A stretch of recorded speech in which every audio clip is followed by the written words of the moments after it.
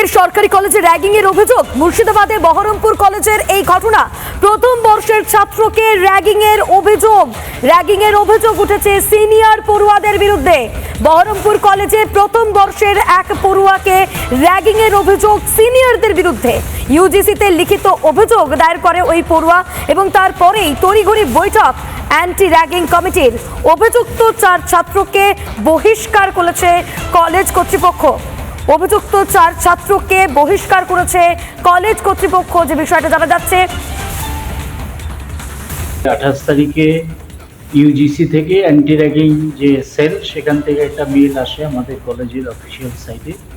সেখানে বলা হয় যে ফার্স্ট ইয়ার জিওগ্রাফি অনার্সের কিছু স্টুডেন্ট ওই হোস্টেলেরই, যারা 4th সেমিস্টারে কিছু স্টুডেন্ট নাম উল্লেখ করে তাদের বিরুদ্ধে অভিযোগ করেছে যে তাদের ওরাল কিছু হ্যারাসমেন্ট এগুলো করা হয়েছে।